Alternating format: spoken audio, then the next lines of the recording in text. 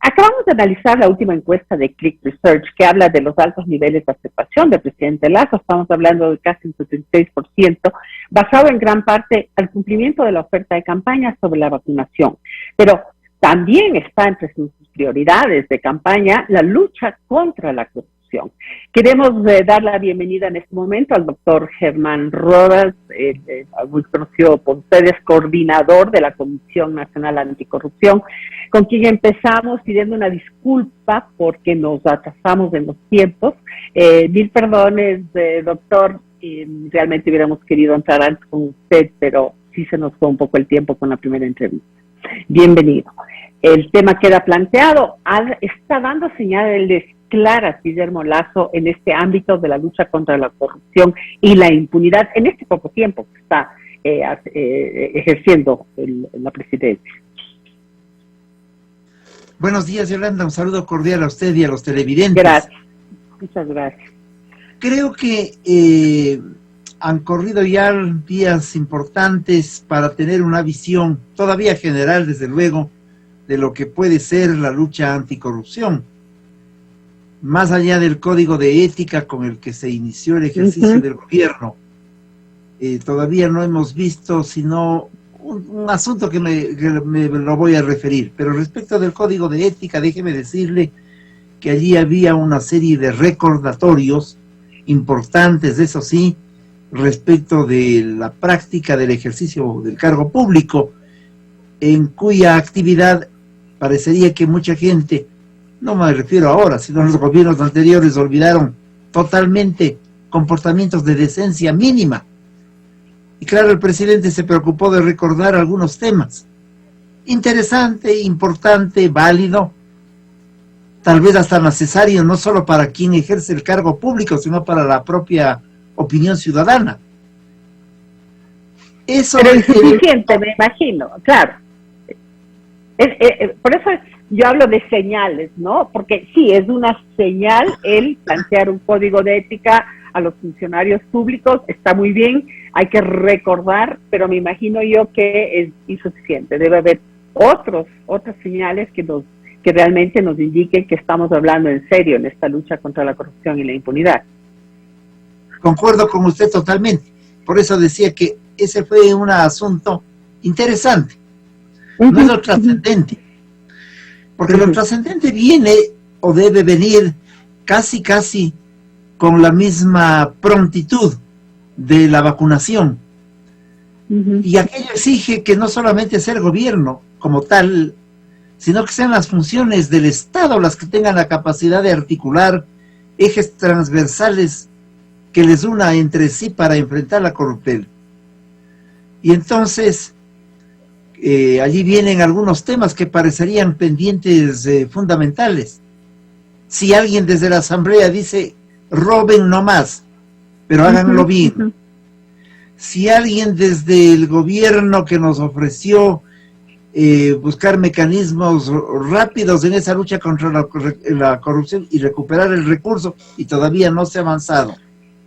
Si desde la función jurisdiccional se constata que los sorteos para que las causas lleguen a manos de determinados jueces siguen siendo una especie de pan del día, o que algunos señalados como parte de una trama delincuencial que han vendido, por ejemplo, insumos médicos, siguen participando en los concursos de las instituciones públicas, del propio DIES o del Ministerio de Salud, quiere decir que las cosas todavía no se engarzan en una línea de confrontación activa y sustancial contra la corrupción. Y entonces llega una nueva constatación de un tema que ya no se vuelve una hipótesis, sino que ya es una tesis. Es decir, el fenómeno de la corrupción es un fenómeno estructural, sistémico, que totalmente. Tiene que ser confrontado de otra manera y no solamente con declaraciones de carácter general. O sea, hay que aplicar un sistema anticorrupción, entonces, con toda su fuerza y deliberación. Desde luego, nosotros hemos propuesto un sistema nacional anticorrupción que significa entregarle recursos suficientes a la función jurisdiccional Judicial y fiscalías, para que efectivamente los jueces anticorrupción y los fiscales anticorrupción se constituyan en un instrumento importante en la confrontación a la corruptela. Pero no 1, 2, 3 jueces, sino muchos jueces anticorrupción y muchos fiscales, con la finalidad de impedir que los fiscales en determinadas provincias particularmente, o no llamen a reconocer las firmas a los denunciantes sino después de 2 años, o generen dificultades, porque generar dificultades frente a una denuncia es entorpecer la búsqueda de la verdad. Y entonces, por ejemplo, cuando nosotros denunciamos que en los GATS se están utilizando inadecuadamente los recursos del Estado ecuatoriano con préstamos internacionales para determinadas obras, y se pide que a la comisión concurra en vivo y en directo, en época de pandemia y con las edades avanzadas de muchos de mis compañeros, la doctora Isabel Rabolino con 104 años de edad, y se pide que vaya a Chone para reconocer la firma y rúbrica. Esa es una forma de entorpecer la investigación. Si la administración de justicia es lenta, allí hay una forma descarada de entorpecer la lucha anticorrupción. Y si es que, insisto, en la Asamblea Nacional no se optan por posturas adecuadas que confronten también desde determinadas leyes, como por ejemplo una ley que dé protección al denunciante, evidentemente las cosas terminan siendo más o menos lo mismo, más allá de algunos indicios que, insisto, podrían hasta hoy ser eso, indicios de una conducta distinta en la lucha contra la corrupción. Ok, usted lleva muchísimos años en esto, con muchísimo compromiso y responsabilidad, así como el resto de la comisión. Entonces, tienen una propuesta, tienen la película bastante clara. Ahora, pongámonos, como decía el entrevistado anterior, pongámonos en los zapatos del presidente de la República. ¿Cuáles son las señales? Y vuelvo a este tema porque me parece importante señalar qué ha hecho y qué usted sugiere que debe seguir de forma inmediata. Le voy a comentar algunas cosas a ver si usted está de acuerdo. Por ejemplo, es importante la actitud y el ejemplo también que nos den las autoridades, ¿verdad? A mí me parece que eso es vital, porque si tenemos delincuentes como autoridades, difícilmente se puede pedir una actitud distinta de la población, porque realmente creo que ese ejemplo es muy importante. Entonces, él demostró que él respeta esa independencia de funciones del Estado cuando hubo ahí un tema de la Corte Constitucional sobre ratificar la acción del aborto, etcétera, y él de inicio dijo: yo respeto, no opino, así no estoy de acuerdo, que creo que fue una señal muy bienvenida en la población. Luego, por ejemplo, un tema que él habla de la administración privada de ciertos sectores, por ejemplo, en lo que tiene que ver con salud y hospitales, ¿verdad? Una administración privada para sacar de las manos de las mafias que están incrustadas en determinados sitios y tener, pues, una administración más sana. Habla de la reducción de la tramitología, parece mentira, pero es esta tramitología la que permite que haya una extorsión permanente hacia el ciudadano y un nivel de corrupción también permanente, porque cuanto más complicado, y ahí está el dicho, se ven en dificultades para cobrar las facilidades, ¿verdad? Igual que la claridad en redacción de oficios, y sobre todo, otra cosa importante, tener gente con pasado limpio, ¿verdad?, en su gabinete. Pero, ¿qué está haciendo él, en cambio, para desmantelar las redes y mafias delincuenciales que en este momento se encuentran al interior de las instituciones públicas? ¿Qué debe hacer? Creo que las apreciaciones suyas son absolutamente claras. Coincido con esta línea de referencia y de análisis, y aquello de establecer la separación de funciones simple y llanamente es algo de perogrullo en un estado en el que nos basamos sobre una visión clásica liberal de la distribución del poder en funciones del Estado. tal manera que esto es elemental, pero claro, estamos pasando de la que podría ser una especie de una demencial conducta que tuvimos para asaltar el poder, a puntos que parecerían que son tan novedosos cuando debería ser o debió ser siempre la conducta elemental, el respeto de las funciones. Tener que insistir en aquello es increíble, pero así ha sido la historia del país. Pero hay temas centrales. Seguramente no podemos a estas alturas, no cabe, y yo tengo la mejor expectativa de muchísimas autoridades gubernamentales, pero el problema está más allá. Desgraciadamente, en los últimos 15 años se fue estructurando un sistema mafioso al interior de la función pública. Y no quiero decir de todos los empleados públicos, en modo alguno, pero la mafia se constituye a veces con 3 personas en un ministerio que son las que manejan los pagos, por decir algo, o los concursos. Usted puso el tema de aquellos que proporcionan los insumos médicos, pero si los señores que están siendo cuestionados, porque los insumos médicos tienen sobreprecios, les pagan a dedo o hacen falsas subastas inversas, sin embargo, estas personas siguen constando en el listado en el listado nacional para ser invitados a la participación a nuevos contratos y a nuevos concursos internos de los ministerios, o del Ministerio de Salud y del IES en materia de salud. Si eso no se corrige, porque allí viene otra norma que deberíamos tenerla, mientras aquellos están siendo denunciados no pueden ser invitados. Entonces ocurre que por más que pongamos al Santo Padre dirigiendo un ministerio, si la mafia o grupos organizados y delincuenciales siguen allí, pues el asunto no tiene ninguna posibilidad de variar. Y entonces se vuelve necesario cambios y orientaciones básicas, porque también a veces nos podemos quedar en estos detalles.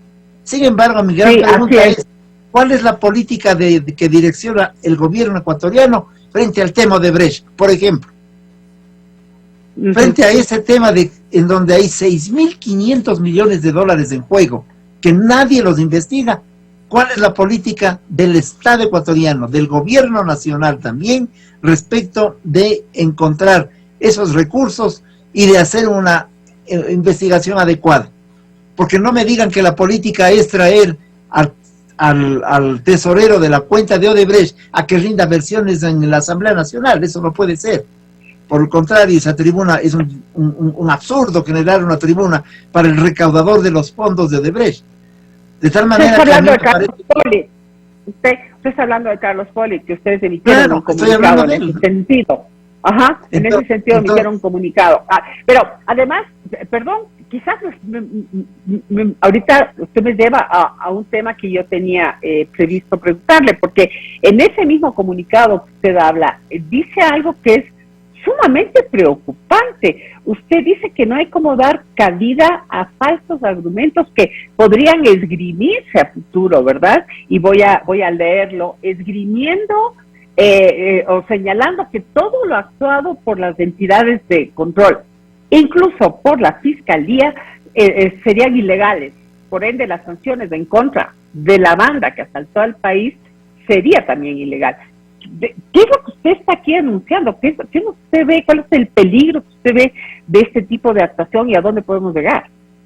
Bueno, ese es un pronunciamiento de la Comisión Nacional Anticorrupción en el sentido de que no creemos que al propósito del juicio político al excontralor, no creemos que los invitados o todos los invitados para que rindan versiones tienen una participación patriótica.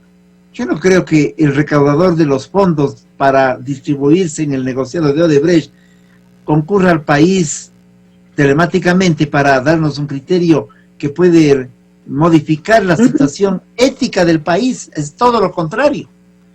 Y entonces la preocupación está en que creemos que hay algunas acciones que podrían contribuir para un objetivo político de aquellos que delincuencialmente ejercieron el cargo en los regímenes anteriores, que es generar una incertidumbre respecto de que algunas acciones de los organismos de control y de la Fiscalía no fueron apropiados y por lo tanto comenzar a hablarse de que todo lo actuado es irregular o no es legal. Si comenzamos de esa manera, poco nos faltará para que nos piden la canonización del señor Glass, poco nos faltará para que los pocos, o la acción que permitió, por ejemplo, descubrir el tema de sobornos 2012-2016, intenten tirarlo por la borda.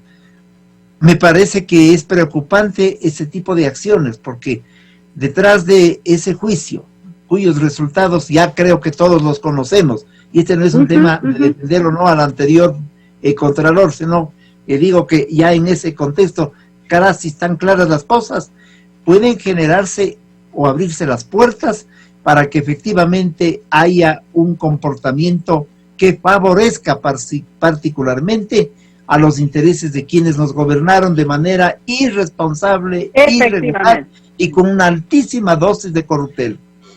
Ese es un tema que alguna gente está poniendo sobre alerta, igual que usted. Hay que tener mucho cuidado de que las cosas no vayan escalando hacia esta dirección.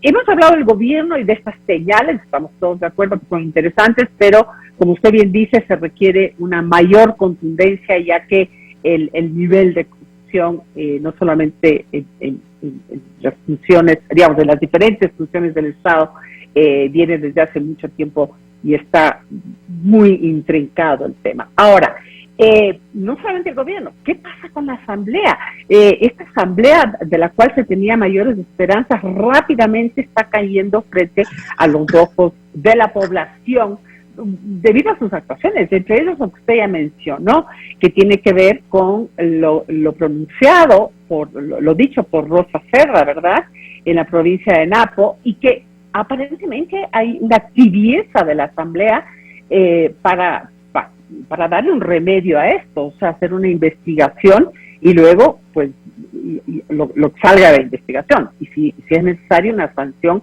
inclusive pedirle o sacarla de la asamblea. Ustedes también pusieron un comunicado en este sentido. Así fue. Primero yo quiero deslindar las responsabilidades políticas de la organización en la que milita la diputada. Eso no tiene nada que ver con el grupo político. Allí hay una opinión de la asambleísta, que desgraciadamente recoge esta vieja opinión también, en el sentido de que no importa que roben, pero que hagan obra. Ella agregó algo, no importa que roben, o roben bien, pero no se dejen coger, no sean bobos, no se dejen coger. Eso es un absurdo. Allí no hay problema de traducciones, allí no hay el problema de una cosmovisión distinta, allí no hay un problema de una interpretación inadecuada, no hay salidas de contextos de la frase, simplemente hay una visión cultural. Y la comisión no puede callar frente a hechos de esta naturaleza, y lo más transparente e idóneo habría sido que la propia organización política le pida al asambleísta que, una vez que cometió ese despropósito, lo enmiende dejando el cargo, para no ir a una situación distinta, porque habrá también gente que hará uso de posturas racistas, hará uso de propuestas de luchas políticas, etcétera, frente a un desaguisado de la asambleísta que fue grave. Yo creo que eso habría dado un ejemplo y fortaleza a la organización que ha impulsado su candidatura, le habría dado un baño no solo de verdad, sino le habría dado una posibilidad de demostrar la esencia misma de la conducción de ese movimiento político. Pero más allá de esta particularidad, lo que a nosotros nos parece es que no se pueden dar opiniones en ese sentido, y menos que comiencen a funcionar los espíritus de cuerpo. Entonces, y las formalidades. Si nadie presenta la denuncia, entonces nadie asume la responsabilidad al interior de la asamblea para tratar el tema, y los compañeros de la bancada no presentan la denuncia, etcétera, y quedamos en el tema hasta que nos olvidemos. Efectivamente, son señales inadecuadas para el país. Claro, lo que usted señala, como yo decía anteriormente, esto lo que recae realmente no solamente es en la organización política de ella, en Pachacutic, recae en realidad en toda la Asamblea, porque aquí hay una corresponsabilidad. Y también están cansados de que la réplica, ese tipo de cosas, sean estas excusas, así como que, no, lo que pasa es que es quichua parlante, entonces no domina el español, entonces lo que pasa es que le sacaron de contexto, es persecución política, etcétera. O sea, creo que este tipo de actitudes deben cambiar de una vez por todas, y la Asamblea debe hacer un gran esfuerzo por mantenerse en niveles óptimos de credibilidad y legitimidad, porque no queremos terminar como con la Asamblea anterior, que es un tema que nos afecta a todos, ¿no? Creo que la credibilidad de este tipo de institución debe siempre mantenerse en alto. Gracias por acompañarnos, siempre es tan positivo tenerle a usted, aunque tengamos que tratar temas tan negativos, pero siempre nos da una salida, siempre hay una propuesta. Muy amable y espero que haya una próxima ocasión para poder seguir conversando. Gracias, Yolanda, siempre me tiene a las órdenes, un abrazo cordial a usted. Muy amable. Igualmente. Y bien, hemos llegado a viernes, esperamos que tengan un delicioso fin de semana.